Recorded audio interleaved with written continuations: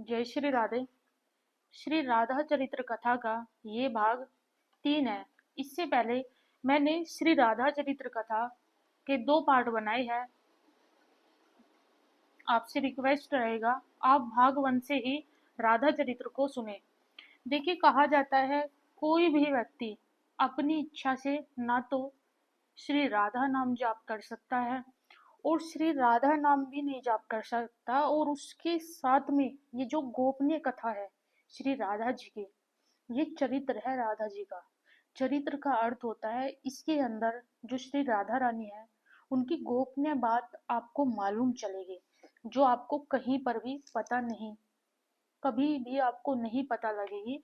और स्पेशली ब्रज में भी श्री राधा रानी के विषय में ज्यादा बातें, ज्यादा चर्चा नहीं की जाती। आपसे रिक्वेस्ट है मेरी, राधा चरित्र को सुनते समय आप श्री राधा रानी से अपना एक संबंध जरूर बनाएं। या तो आप श्री राधा रानी से प्रार्थना करें कि वो आपको अपनी सखी रूप में स्वीकार करे, या फिर सखा रूप में स्वीकार करे। जो आपके मन के अंदर भाव बने, सखा बनना चाहो तो सखा बन जाओ आप, सखी बननी चाहो तो सखी बन सकते हो आप श्री राधा रानी की। आप एक रिलेशन श्री राधा रानी से जरूर बनाएं। और हमारी जो श्री राधा रानी है ये अत्यंत दयालु है। आज जब आप इस राधा चरित्र को सुने तो ये मान लीजिएगा प्रत्यक्ष रूप से श्री किशोरी जी की आप पर अत्यंत कृपा है। क्योंकि जब तक कृपा नहीं होगी तब तक कोई भी भक्त कितना भी अपना प्रयास कर ले, लेकिन राधा चरित्र नहीं सुन सकता। ये काफी गोपनीय है। सुनने वाले को भी अनंत पुण्यों की प्राप्ति होती है। आप सुन रहे हो, आपको अनंत पुण्यों की प्राप्ति हो रही है। और हम में इतनी सामर्थ्य नहीं है कि हम राधा चरित्र कर पाए। हम राधा जी का एक भी शब्द नहीं बोल सकते। ये हमारे गुरु की कृपा है। हमारी गुरु कृपा, जो हमारी गुरु वाणी के द्वारा ही हम बोल पाते हैं ये राधा चरित्र, अन्यथा हमारे में इतनी सामर्थ्य बिल्कुल भी नहीं है। देखिए क्या होता है, जो श्री कृष्ण भगवान होते हैं वह वैकुंठ में बैठे होते हैं, और वैकुंठ में बैठ कर के आज श्री कृष्ण भगवान सोच रहे हैं कि मुझे सबका सब भाव प्रिय है। लेकिन अगर मैं खुद की बात करूं तो मुझे अपना ही भाव ये प्रिय है कि जब मैं अपने आप को प्रतिबिंब में देखता हूँ यानी शीशे में देखता हूँ तो वह रूप, मैं खुद के रूप पर ही मोहित हो जाता हूँ। आज श्री कृष्ण भगवान वैकुंठ में बैठ करके अपना श्रृंगार करेंगे। श्री कृष्ण भगवान ने पेटिका लेकर के आते हैं लक्ष्मी मैया की, और पेटिका को ला करके अपने सामने रखते हैं श्री कृष्ण भगवान। सामने वैकुंठ लोक में है अभी कृष्ण भगवान, और सामने ठाकुर जी के दर्पण है। ठाकुर जी ने श्री लक्ष्मी मैया की पेटिका को रखो और पेटिका को खोला। अब यहाँ से ठाकुर जी अपना श्रृंगार करेंगे। ध्यान से सुनिएगा और इसको रसपान कीजिएगा, दिल से सुनिएगा राधा चरित्र को। यह अत्यंत आनंद प्रदान करने वाली और अत्यंत पुण्यों को बढ़ा देने वाला चरित्र है हमारी श्री किशोरी जी का। लाडली कृपा करेगी तो ही आप सुन पाओगे, और पात्र भी बन गए आप सुनने के, तो प्रेम से सुने। ठाकुर जी ने सबसे पहले जब श्रृंगार शुरू किया अपना, तो अपना मोर पेंच उतारा, या को रखो, और दोनों हाथन से अपने मुकुट को उतारा। ठाकुर जी ने जो सोने का मुकुट लगाते हैं हमारे श्री ठाकुर जी, या को उतार करके रख दिया एक साइड में। या के बाद में ठाकुर जी ने सबसे पहले छोटा छोटा काजल अपनी आंखों में लगाया। ठाकुर जी ने छोटा काजल लगाया, या के बाद में थोड़ी सी लालिमा अपने होठों पर लगाई। या के बाद में ठाकुर जी ने अपने मस्तक पर छोटी सी, बहुत ही छोटी सी प्यारी सी बिंदी लगाई। और या के बाद में ठाकुर जी ने अपने केसों को, यानी जो अपने बाल है, या को खोल दिया। और ठाकुर जी के जो बाल है वो घुंघराली बाल है। ठाकुर जी ने बाल को खोला और ठाकुर जी का रूप ही काफी दिव्य लग रहा था। अब देखो, सोचो, ठाकुर जी ने अपना श्रृंगार किया है, श्री लक्ष्मी मैया की पेटिका लाए, और वो पेटिका में जो भी सामान रखा था वो सारा प्रयोग किया ठाकुर जी ने खुद पे। अब देख लो क्या लग रहे होगे ठाकुर जी। या के बाद ठाकुर जी लक्ष्मी मैया की चुनरी लाए उठा करके, और चुनरी को जैसे ही ठाकुर जी ने अपने शीश पर चढ़ाया, शीश पर चढ़ाते समय ठाकुर जी ने जैसे ही अपने श्याम वर्ण रंग को थोड़ा सा घोर वर्ण किया, या के बाद में ये मानो एक संग में जैसे सूर्य और चंद्रमा होते हैं, आज जैसे एक संग प्रकट हो गए हो। और यहाँ की जो दिव्य रोशनी है, इतना दिव्य, इतना तेजी से प्रकाश सामने दर्पण में से आया कि ठाकुर जी को भी कुछ समय के लिए अपने नेत्रों को बंद किया। ठाकुर जी ने सामने अपने हाथों को रख लिया नेत्रों पे, क्योंकि ठाकुर जी भी सहन नहीं कर पाए वो प्रकाश जो दर्पण में से निकल रहा था।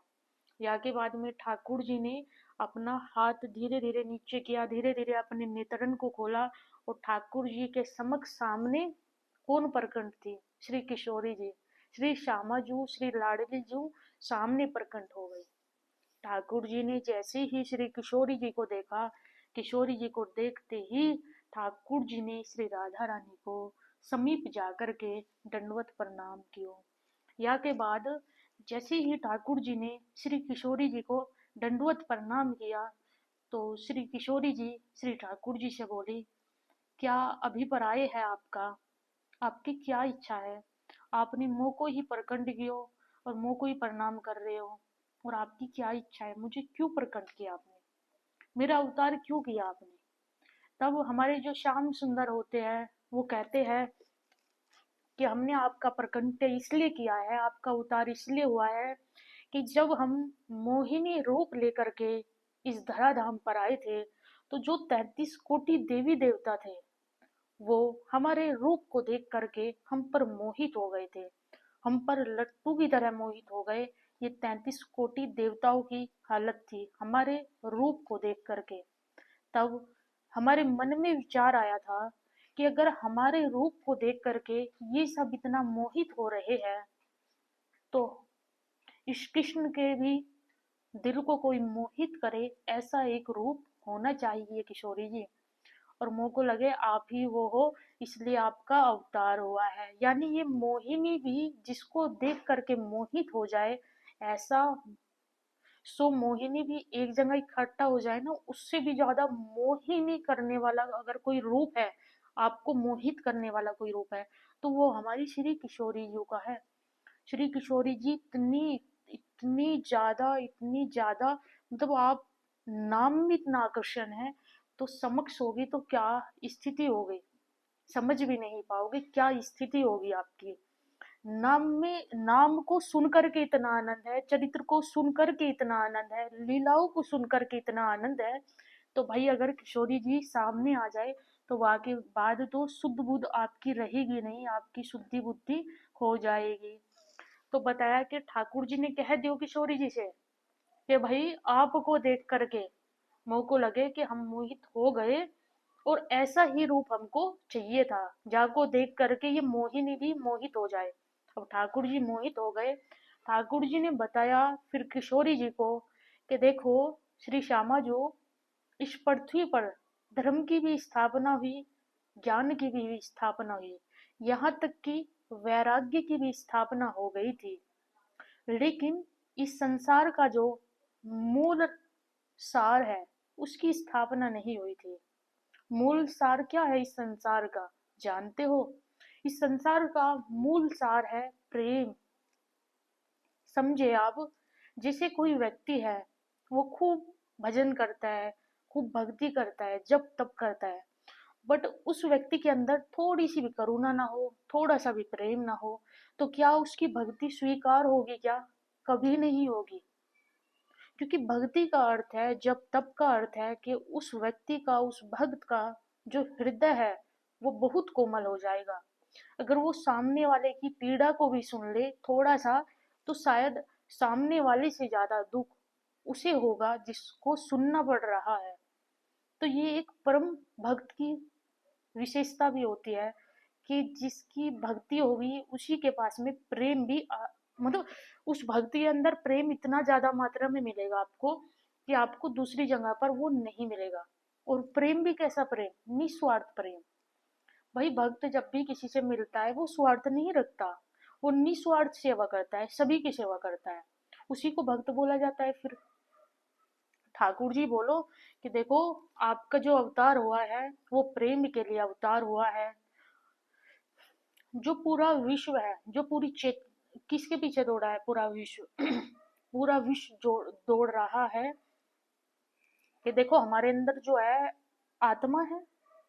अगर हमको शरीर मिला है, हमारा ये शरीर चल रहा है, हमारी बॉडी मूव करती है तो कैसे करती है? अरे आत्मा है तभी तो करती है। आत्मा नहीं होगी तो शरीर पड़ा रहेगा, क्या फायदा है? शरीर में कुछ नहीं है। आत्मा मूवमेंट कराती है हमसे। ठाकुर जी बोले कि देखो आत्मा के अंदर परमात्मा होता है। आपकी आत्मा में ही आपकी किशोरी जी, आपके ठाकुर जी है, विद्यमान है। और तो इसलिए जो हमारे ठाकुर जी है, आप विशेषकर ध्यान से सुने इस बात को। श्री किशोरी जी और श्री ठाकुर जी को लेकर के संसार में भ्रमता फैलाई जाती है, प्यार को लेकर के। लव स्टोरी में हमेशा राधा और कृष्ण भगवान का नाम लिया जाता है, जबकि श्री राधा रानी कौन है, श्री कृष्ण भगवान कौन है, इनका अवतार क्या है, किसी को कुछ मालूम नहीं। बस अगर कोई स्टोरी शुरू होगी, लव स्टोरी स्पेशली, उसमें ठाकुर जी का नाम और किशोरी जी का नाम सबसे पहले लेंगे और उसी के बेस पर ब्लैकमेल किया जाता है। बट आपको समझना चाहिए कि हमारे जो ठाकुर जी, हमारी जो किशोरी जी है, जैसा संसार में बताया जाता है, जैसा आज के बच्चे सोचते हैं, स्पेशली बॉयज और गर्ल्स जो यंग होते हैं, भाई वो वैसा प्रेम नहीं है, वो वैसा प्यार नहीं है। उससे पहले आप थोड़ा जानो कि हमारे ठाकुर जी, हमारे किशोर जी रियल में है क्या। जैसे एग्जाम्पल लो, आप अपनी आत्मा से प्रेम कर सकते हो, अपने प्रतिबिंब से प्रेम कर सकते हो। अब देखो ये सामने शीशा है, दर्पण है, इट मीन्स सामने हम अपने आप को देख रहे हैं, निहार रहे हैं, तो इसमें दर्पण में किसका प्रतिबिंब होगा? हमारा प्रतिबिंब होगा। तो हम अपने प्रतिबिंब से प्रेम कर सकते हैं, अपनी आत्मा से प्रेम कर सकते हैं, लेकिन कभी भी हम विवाह नहीं कर सकते। ऐसे ही हमारे श्री कृष्ण भगवान है, हमारी श्री राधा रानी है, जिनको लेकर के लोगों के अंदर बहुत ज्यादा भ्रमता है। और इन चीजों को लेकर के आज के जो यंग जनरेशन है, वो बहुत ही ज्यादा अश्लील चीजें, अश्लील बातें यूज करते हैं। निवेदन है हमारा कि इस प्रकार से ना किया जाए। बट राधा चरित्र अगर किसी को कभी सुनने को मिले, आप में से किसी एक को, तो हमारी जो राधा रानी है वो श्री कृष्ण भगवान की आत्मा है। देखो हमारे जो श्याम सुंदर है, उनकी आत्मा कौन है? वो श्री राधा रानी है। और राधा रानी की आत्मा श्री कृष्ण भगवान ही है। बताया जाता है कि श्री राधा रानी का जो अवतार है वो सुबह ब्रह्म मुहूर्त में हुआ था। और सुबह ब्रह्म मुहूर्त में जब अवतार हुआ श्री राधा रानी का, तो समय क्या था? श्री राधा रानी का सुबह 4:40 पर राधा जी का अवतार हुआ। और बताया जाता है कि जब राधा रानी का अवतार हुआ तो ये सुबह का समय ही क्यों था? राधा जी का अवतार सुबह क्यों हुआ? इसका अर्थ बताया जाता है कि जैसे सुबह ब्रह्म मुहूर्त होता है, तो जितने भी शुभ मंगल कार्य होते हैं वो ब्रह्म मुहूर्त में किए जाते हैं। जैसे चिड़िया चहचहाएगी तो ब्रह्म मुहूर्त में चहचहाएगी। अगर कोई नया पुष्प खिलेगा तो उसकी जो शुरुआत होती है वो सुबह होती है। ठीक है जी। अगर कोई हमारे जैसे गुरुजन है, संत ऋषि है, ये क्या करते हैं? सुबह नाम जप ध्यान सब कुछ क्या करते हैं? सुबह ब्रह्म मुहूर्त में जप तप करते हैं सबसे ज्यादा। एक स्टूडेंट है तो स्टूडेंट क्या करता है?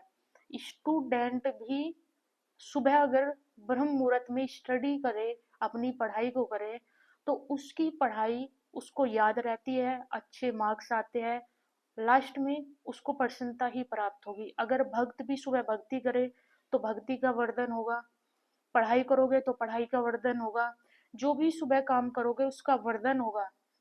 हमारी किशोरी जी का अवतार सुबह ब्रह्म मुहूर्त में होने का अर्थ ये था कि राधा जी आई है तो प्रेम का वर्धन होगा। राधा जी का अवतार ही प्रेम के लिए हुआ है। अब राधा जी का अवतार हो गया, यहाँ के बाद में बताया जाता है कि समस्त बरसाना जो वासी थे, आनंद मंगल, कोई गा रहा है, कोई नाच रहा है, नंद भवन में भी उत्सव चल रहा है। और जो स्पेशली बरसाना है, बरसाना में वृष भानु जी बहुत खुश है, कीर्ति मैया बहुत खुश है, समस्त बरसाना वाले खुश है, आनंद मंगल चल रहा है। बताया जाता है इतने ज्यादा खुश थे प्रत्येक ब्रजवासी, बरसाना वाले, उनको एक दिव्यता नजर आ रही थी। उनको पता था ये दिव्य प्रकाश कौन था, ये हमारी किशोरी जी थी। यहाँ के बाद में बताया जाता है कि राधा रानी का जब अवतार हुआ तो वृषभानु जी को और मैया कीर्ति को बधाई देने के लिए यशोदा मैया और नंद बाबा नंदगांव से बरसाना आए थे। बरसाना आकर के मैया को बधाई दी, वृषभानु जी को बधाई दी, बाबा को यानी। और जब बधाई दी, यहाँ के बाद में बधाई हो गई, नाच मंगल सब सब कुछ हो गया। अवतार हो चुका है श्री किशोरी जी का, और आप सबन को भी बधाई हो। देखिए, आप जब आज ही इतना गुप्त प्रसंग सुन रहे हो श्री किशोरी जी के अवतार का, तो यकीनन ये बात पक्की है कि आप उस समय पर थे नहीं थे, हमें भी नहीं पता, आपको भी नहीं पता, लेकिन अभी सुन रहे हो प्रेजेंट में, तो मानो कि भाई हम भी किशोरी जी के आनंद उत्सव में सम्मिलित हुए हैं। किशोरी जी का जब अवतार हुआ, हम अभी रहस्य सुन रहे हैं किशोरी जी का अवतार कैसे हुआ। तो अगर आप इस रहस्य को सुन रहे हो तो आपको योग्यता वो प्राप्त हुई है, कौन सी वाली, कि वो आनंद मंगल जो बरसाना वाले उठा रहे हैं वही आप भी अपने अंदर से उठाइएगा। आपको भी आनंद आना चाहिए उतना ही, कि हमारी किशोरी जी का प्रकट हुआ है। आप सबन को ढेरों सारी बधाई हो श्री किशोरी जी के आनंद, श्री किशोरी जी के प्रकट की, किशोरी जी का अवतार हुआ है, आप सबको बहुत सारी बधाई हो। बताया जाता है कि जब राधा जी का अवतार हो जाता है तो उसमें एक बहुत विचित्र बात होती है। राधा जी का अवतार हो गया, अच्छे से 8 दिन हो गए, लेकिन जो श्री राधा रानी है वो अपने नेत्रों का दर्शन नहीं करा रही। यानी श्री राधा रानी ने 8 दिनों तक अपने नेत्रों को नहीं खोला था।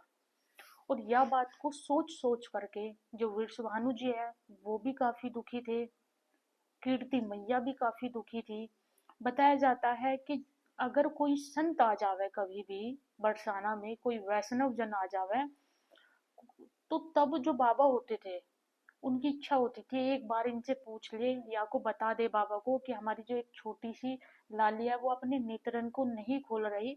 लेकिन फिर बाबा नहीं बताते थे, क्योंकि बाबा डरते थे। बाबा के मन में आता था कि हमारी जो लाली है अभी 8 ही दिन हुए हैं, और जो लाली है वो बहुत छोटी है, नेक सी लाली है।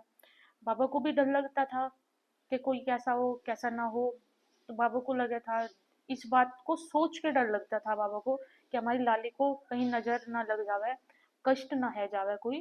तो यह बात को सोच कर ही जो वृषभानु जी होते हैं उनको कष्ट होता था बार बार। इसलिए जब भी बरसाना में कोई परिचित संत आ जाए, वैष्णव आ जाए, तो बाबा बात करने जाते थे, वृषभानु जी बताना चाहते थे कि हमारे यहाँ पर लाली है गई, बट उनके जो नेत्र है वो अपने नेत्रों को नहीं खोल रहे। लेकिन बाबा बताते बताते रह जाते। बताया जाता है जो देवतागण होते हैं, देवताओं ने श्री नारद जी को पृथ्वी पर भेजा और कहा, वृषभानु जी के मन के अंदर जो भाव चल रहा है उस भाव को जाकर के आप पूर्ण करो, किशोरी जी का नेत्रों का दर्शन कराओ। तब श्री नारद जी का आगमन होता है पृथ्वी पर। और जैसे ही नारद जी आए, उन्होंने वृषभानु जी को देखते ही सबसे पहले प्रणाम कियो वृषभानु जी ने।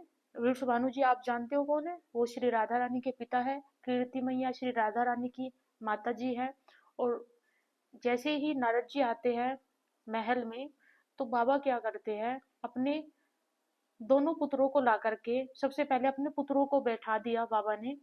और नारद जी मन में विचार कर रहे हैं कि जिनसे मिलने आए हैं उनसे तो ये मिलवा नहीं रहे, जिनका हम दर्शन करना चाहते हैं उनका दर्शन ही नहीं करा रहे।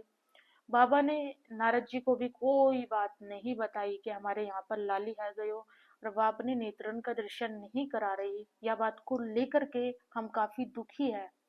वृषभानु जी ने ये बात अपने जो मन की है ये नारद जी के सामने नहीं बोली। बताया जाता है कि 2-3 दिनों तक नारद जी बरसाना में विचरण करते रहे।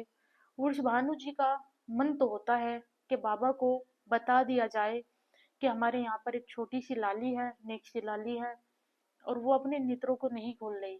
लेकिन बाबा मन में भाव रखते हैं बार बार बताने का, फिर बाबा शांत हो जाते हैं। बाबा ये सोचे कि लाली को कोई कष्ट ना है जावे, तो इसलिए इस मारे बाबा नहीं बताते यह बात को। बताया कि एक दिन बरसाना की छोटी छोटी जो लालियां है, जब नारद जी बैठे थे तो छोटी छोटी लालियां नारद जी के पास में आकर के खुद से खेल रही थी। बरसाना की दो तीन छोटी छोटी जो लालियां होती है उधर, वो बाबा के पास आकर के खेल रही थी।